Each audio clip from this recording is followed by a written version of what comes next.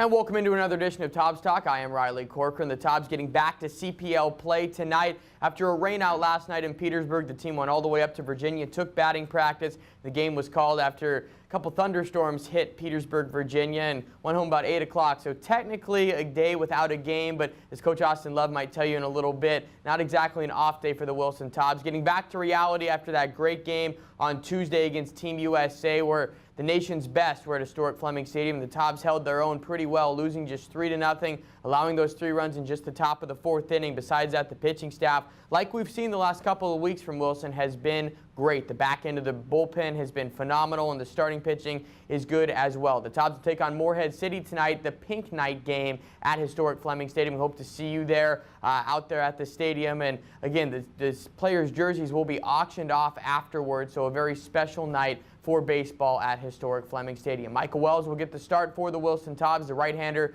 from UNC Charlotte missed the last month of the regular season pitching for the 49ers with mono and trying to get back to 100%. He's been great so far. 13 innings pitched. He has not allowed an earned run. Can that continue? We will find out tonight. Austin Love will join me in this episode. So will Julio Valdez. He threw 6 shutout innings on Monday against Petersburg. The left-hander from Alabama State has been great for Wilson after his first start and trying to even improve on that. We'll talk with him coming up, as well as Lisa Skinner, president of the Pink Ladies. And again, a very special night with Pink Night at historic Fleming Stadium. She will join me a little bit later in the show to talk about this special night. Also, Matt Micah and I will break down the game tonight against the Morehead City Marlins. That's all coming up next. This is Tobs Talk on Greenlight. Big night at historic Fleming Stadium tonight, Pink Night, and the game everybody looks forward to. Jerseys are going to be auctioned off, and a very special guest, Lisa Skinner, joining me, the president of the Pink Ladies. And thanks for being here first off, Lisa. Thank you for having me. First off, I guess just tell everyone what the Pink Ladies is all about and the organization that you represent. Okay, the Pink Ladies is a group of ladies that have either had breast cancer or been affected by breast cancer by a loved one or a special friend, and they just want to help with others that have had breast cancer to help them get through the process of going through treatments or making decisions of what they need to have done. And again, a big night for this, just trying to make it aware to everybody, and to be able to put on a night like this. How much pride do you guys really take in having an event like this? We take a lot of pride in it because it just shows that people do care, the people that have been affected with breast cancer. And I think I told someone a while back, I don't know anyone that has ever had breast cancer that's not doing something to help someone else now. And now again, a Pink Night at historic Fleming Stadium. The cool idea with the jerseys and being auctioned off, were you guys part of that in making that decision, or as far as getting that going? I know a lot of people are excited about that, players and coaches too. Oh yeah, we fight over the jerseys a lot. I have one actually in my office from 2 years ago that my husband had framed for me, and so I get a lot of compliments on that, and I don't tell them where I get it because I don't want them to get it. No, I'm just kidding. I do tell them. Okay, and perfect. Anything, I guess, coming up for the Pink Ladies, as far as I know, it's year-round. It's not just this event that some people may know or whatnot. So I guess coming up events for you guys in the future. Mother's Day mammograms is what we pride ourselves in, and we do free mammograms for uninsured and indigent women.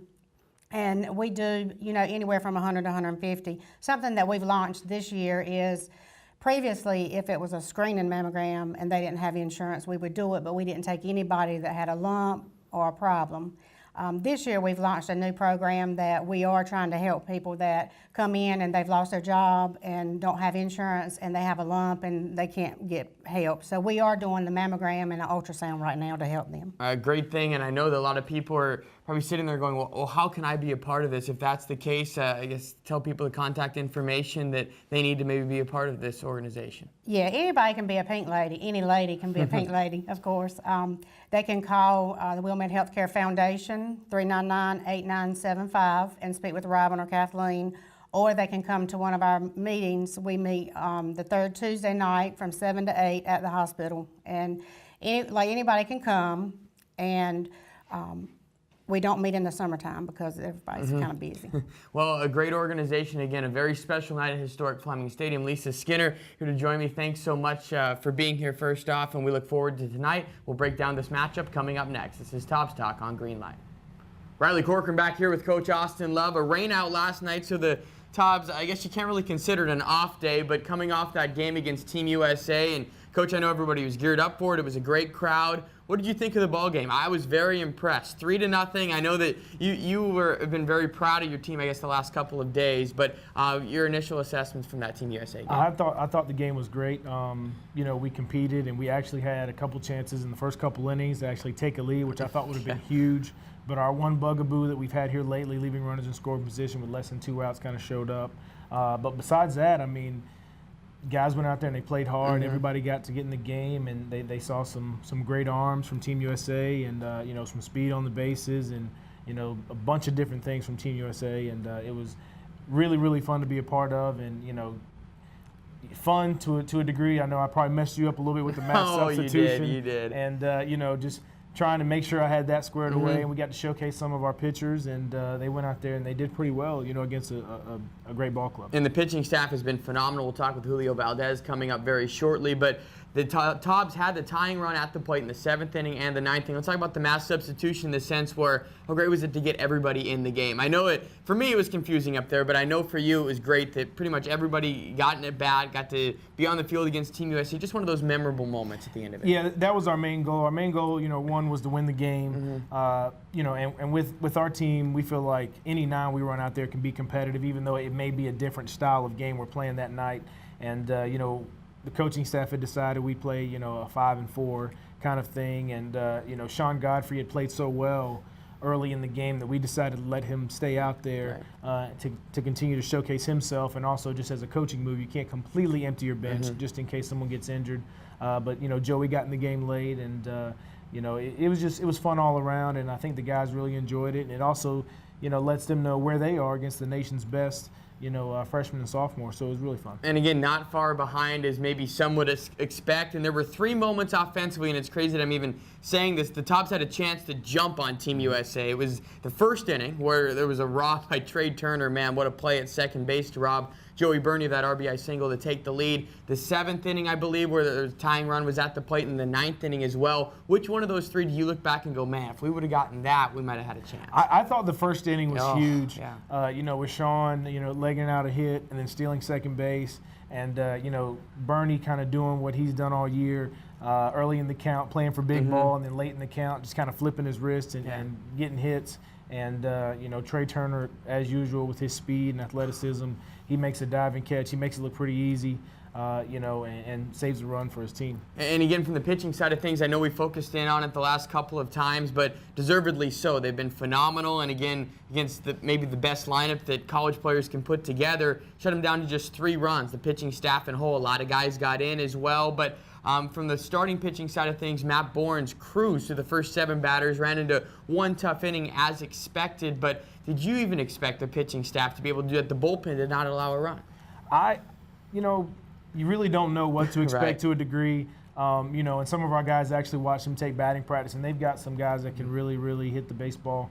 And, we were just very pleased. And with Matt Bournes, he's very, very in tune with what he wants to do, likes to pitch inside, uses breaking ball. And then from there, with Nick Monroe, who's really coming on strong as he gets more innings, he's getting better. Bobby Gazzola, he's developing his secondary stuff pretty well. Josh Johnson, who, all year has just been wonderful.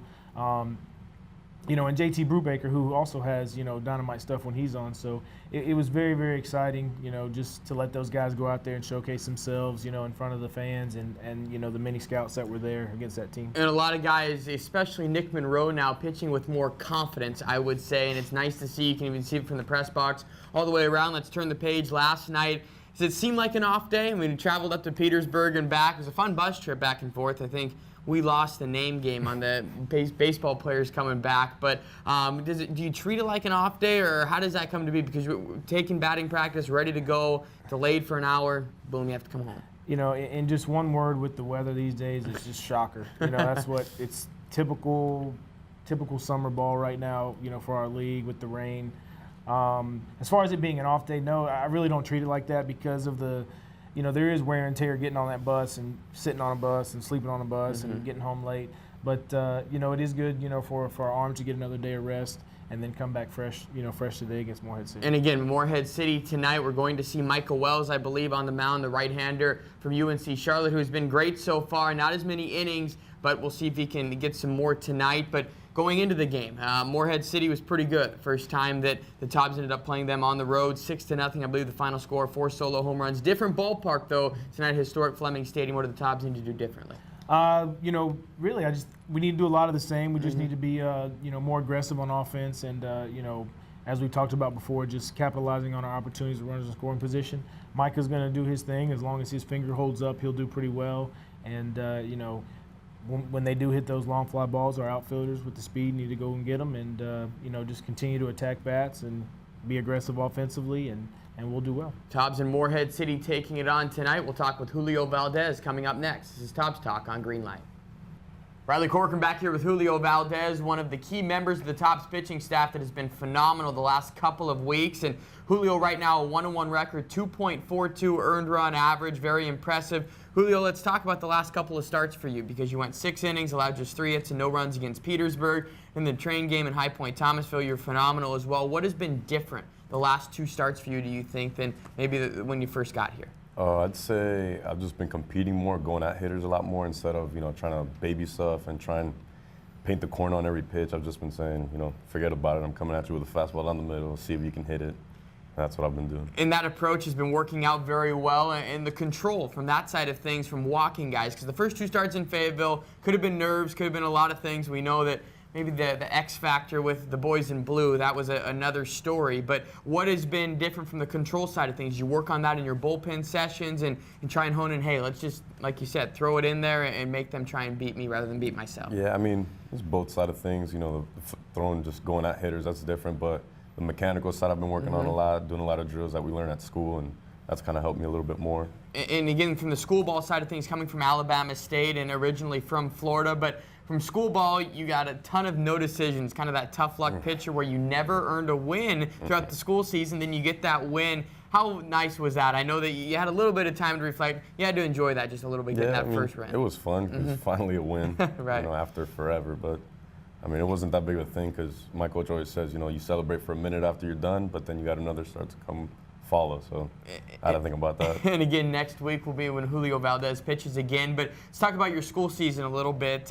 Maybe not as many innings as you would have liked to have, but still trying to develop at that Division I level. How would you assess what happened in school ball this year?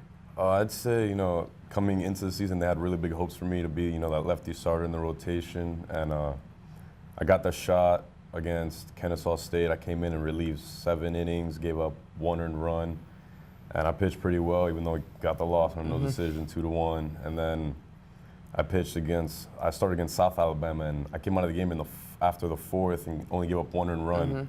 But I left the score like 6-0. We had a bunch of errors, and that never looks good on a pitcher. No. So after that, they tried a couple of different freshmen to start, and they just moved me to the bullpen. And I'm not very well at the bullpen, I'll be honest, and it just went downhill from there. Well, as we can see, starting has worked out very well. Again, 2.42 earned run average for as far as players that qualify for the league. Julio is in first right now, Tobs in ERA for starters at least. But Julio, from getting to school ball all the way to here to the CPL, I know it was kind of a whirlwind couple of weeks. It was very quick when you showed up here in Wilson. What was it like between the end of school ball and before you finally decided to come into Wilson?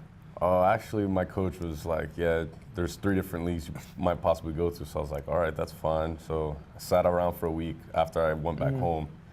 And I was like, I guess they're never going to call me. So, I just started training, and then I get a call, I think on like a Saturday or something.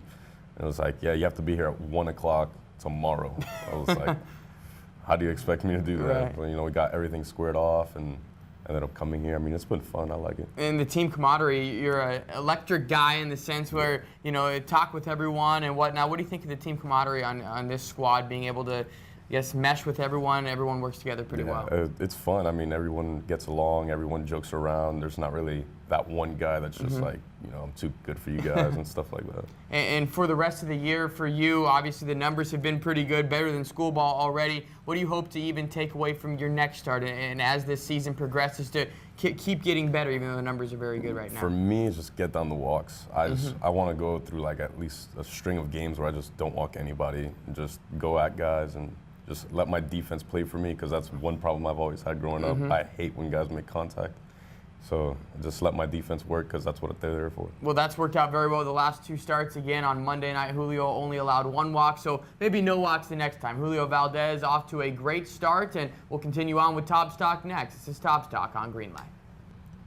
Riley Corcoran back here with Matt Micah getting ready for tonight's Pink Night matchup against the Morehead City Marlins. Just the second meeting of the year between the Marlins and the Tobs. And Matt, before we can talk about that Team USA game was just incredible to be a part of. I know you were down on the field pretty much the whole game. I barely even saw you up there in the press box. But what did you think first off at the talent level? I mean, they had the wow factor right away. Then they brought guys like Sky Bolton. I know a lot of fans were pretty pleased about that. The star product from Carolina coming over. That was his first game with Team USA. You saw Trey Turner. He was great in the field. But just the star factor itself, what was your first initial impression on Team USA? I was blown away, absolutely blown away. During batting practice, they're hitting bombs over the scoreboard at ease. They're just like, yep, I'm just going to hit over the scoreboard, put on a show, for me, you, and whoever else was in the ballpark at the time. And then, on the field, the pitching was just unbelievable. They're pumping 95. The radar guns were everywhere from the scouts. So it was just really impressive to see. And then after the game, they went to the fans and were able to, sign some autographs. And, older guys were actually taking pictures with these kids that are freshmen and sophomores. It was an unbelievable night. I know when we were talking with people from Team USA, their representatives, their media people as well, that they were saying you have to remember that these guys are nervous too. They're competing for a spot on the 24-man roster, and a lot of people forget about that. They're going to Japan in a week, but they have to make cuts this weekend. You could tell a little bit how nervous some of these guys were because there are a lot of first-time guys, just freshmen and sophomores. Do you see that at all, at least with the hitting side of things? The pitching, of course, was great, but hitting, there was some different approach to the plate because of the nervousness, I thought. Yeah, it's also, you're putting on the red, white, and blue. You're representing your country, and that's a huge honor to have. And that's, again, like you said, like the nerves played in a factor. And, when the game got started, Barnes was just, he had nothing to lose. He had scouts looking at him. He just attacked with his fastball. And I think, the Team USA was kind of surprised by that. And again, the Wilson Tobs will get on that side of things because I was impressed with how they played. A lot of people were going through, well, what do you think the score is going to be? Can the Tobs keep it close? It's about 50-50, a lot of wishful thinking, but at the end of the day, I think a lot of people were surprised that it was just 3-0. I mean, the Tobs pitching staff was great, but how'd you think about the approach from Wilson? Oh, it was great. They had nothing to lose. They just went in, had some fun, took advantage of the opportunity, and all the pitchers pitched excellent. And the hitters, they made some contact with the ball. Obviously, their pitching staff for Team USA is unbelievable. Right. So, guys, coming in with fastballs at 96 and then hitting a slider at 80, it's pretty impressive. So it's kind of tough to hit that, but the pitching was awesome. Who impressed you the most from Team USA from a pitching side of things? You had Daniel Mangden start for Texas A&M. He went 4 innings, allowed just 2 hits and no runs. He's trying to make the squad, but he's a dual threat player. He can play in the field as well. Then Thornton came in with that unique motion from Carolina. Irvin from Oregon pitched, a kid from TCU pitched, and then Burr closed it out with throwing about 96, 97. A lot of guys that were impressive. Who impressed you the most on the pitching side of things from Team USA? Probably Mangden. Absolutely. He came in, he set the tone right away. He said I was going to attack with my fastball and then put you away with my off speed. And again, now for the Wilson Tobs, trying to get back to reality, let's say, because, hey, let's just be honest, going to Petersburg, Virginia last night, even though the game got rained out, a little bit different than taking on Team USA. How do they get back in the swing of things? Again, we keep honing on it. The offense needs to pick up a little bit more. They were scoreless against Team USA. That's really not too much of a surprise, but maybe the games before that, still trying to get going offensively. What do the Tobs need to do to try and get back to reality, Coastal Plain League part of the season, and get on a roll again? Biggest thing for them is, when they have advantage of guys on base in scoring position, they got to cash in those runs. Coach Love talked about earlier on the show today. You have to cash in those runs. You have to take opportunities because, it's not happening that often. And again, Michael Wells will get the start for the Tobs tonight and try and continue on with his hot start. He missed the last month of the season at UNC Charlotte because of mono, but he's come on strong right away. I know he's been dealing with a blister a little bit on his finger, but has not allowed an earned run so far. What have you liked so far from Michael Wells when he's been on the mound? He attacks hitters and he uses his entire field to his advantage. Julia was talking about that earlier on the show as well. As he's one of those guys that wants to strike everyone out, and he's been developing, getting his ground balls out, getting his fly ball out. That's what Michael Wells does very well. He uses all 9 guys in the field, and he just gets outs. And again, if he can go 6 innings, the back end of the bullpen has been great. Everyone has went into their roles a bit more. Everybody pitching with confidence. Nick Monroe, he's the 7th inning guy, 8th inning guy. You have Josh Johnson and John Fitzsimmons. So the starter can give you 6 quality innings, and they have the lead. pretty good recipe for success for the Wilson Tobs. They lost 6-0 the first time they played Morehead City. Can they come out with a win tonight? We will find out. It's pink night at historic Fleming Stadium. We're going to wrap up the show next. This is Tobs Talk on Greenlight. And another episode of Tobs Talk in the books. A great episode for you today. Austin Love talking about Team USA and how the team kept it pretty close. Wilson Tobs were impressive on Tuesday night. Again, a great crowd. Over 2,000 were in attendance. We hope that's the same tonight for Pink Night, a very special night at historic Fleming Stadium. Remember that the players' uniforms are going to be auctioned off after the game as well, so make sure to be a part of that. Unique uniforms, pink uniforms, just for tonight's game. I want to thank Lisa Skinner for coming on Tobs Talk today, as well as Julio Valdez, star pitcher for the Tobs, who has been very impressive his last 2 starts, allowing just 1 earned run in the last 13 innings. The left-hander from Alabama State. On the mound tonight for the Tobs will be Micah Wells. He's thrown just 13 innings this year, but has not allowed an earned run for the Wilson Tobs, and still trying to pick up more wins to his resume. He missed the last month of the school season with mono. He will get the start against a Morehead City team that surprisingly is 3rd in average in the batting average, at least in the Coastal Plain League, but 11-14 overall, so it's not equating that to wins. It will be a tough matchup for the Tobs as they lost 6-0 in their only visit to Morehead City so far this year. So again, we'll see you tomorrow on Tobs Talk. This is Tobs Talk on Greenlight.